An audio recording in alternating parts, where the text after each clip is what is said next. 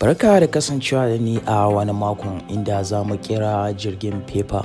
So da farko za mu samu A4 kamar haka yadda kuke gani. So za mu lankwasa shi kamar hakan ga yadda nake lankwasa wannan. So za mu lankwasa shi layin ya fita da kyau.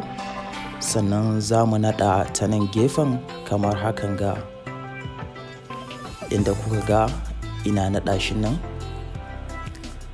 So bayan mun naɗa shi ta nan gefen ma za mu naɗa shi kamar haka yadda mu dai muka naɗa ɗayan gefen. So za mu yi ƙoƙari wurin ganin cewa layin ya kwanta da kyau, wato ya fita da kyau. Don haka sai sama na tayar da shi na ƙara lankwasa shi kamar haka. So bayan mun naɗa shi za mu sake naɗa shi kuma kamar hakan ga yadda kuka ga na sake naɗa shi nan. A lokacin da kuke naɗa su ku yi ƙoƙari wurin ganin cewa komai yana fita straight a seti. Sannan nan gefen shi ma za mu sake naɗa shi kamar yadda muka naɗa ɗayan gefen.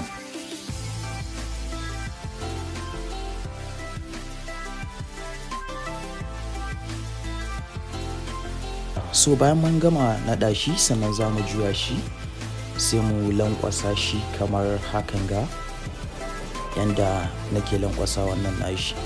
So kamar yadda na gaya muku za ku yi ƙoƙari wurin ganin cewa layin yana fita straight saboda mu dinga samun shape ɗin jirgin namu da kyau.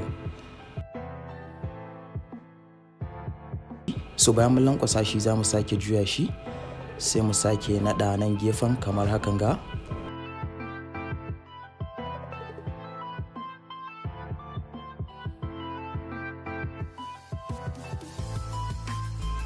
Bayan mun naɗa shi kamar hakan ga yadda kuke gani, so nan gefen shi ma za mu sake naɗa shi kamar da yadda muka naɗa ɗayan gefen.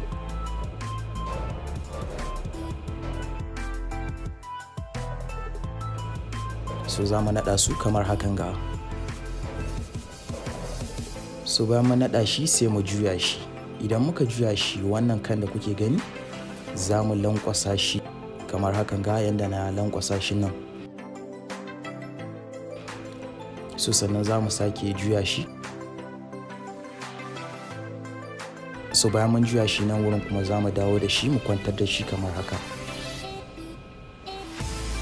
So bayan mun kwantar da shi za mu naɗa shi biyu kamar haka.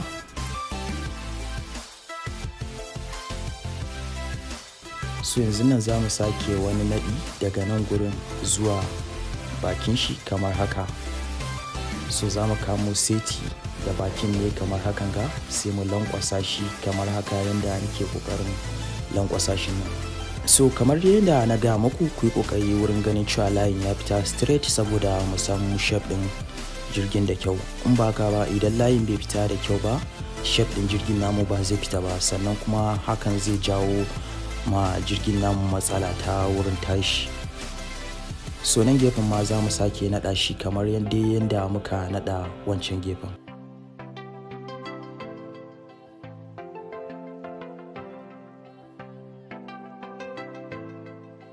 Kusan ce mun gama jirgin paper namu kenan. So kada dai ku shafa wannan bidiyon da kuke kallo ya samu sponsoring ne daga Arewa Fasaha. So idan zuwanka na farko kenan YouTube channel mai suna Arewa Fasaha to ka danna subscribe saboda mu rika kasancewa da kai a duk bayan kowane mako. Sannan kuma idan bidiyon mu na wannan mako ya burge ka to ka ba mu like. Wow, jirgin paper namu ya kammala. So abin da ya rage yanzu nan tashi ya rage.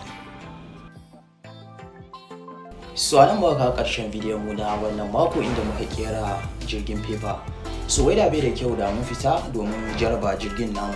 Amma idan ka tabbatar cewa ka yi shi sak yanda muka yi shi nan to ba abin da zai hana jirgin ka tashi sannan kuma ya daɗe a sama. So sai na ga ku a mako na gaba. Na gode.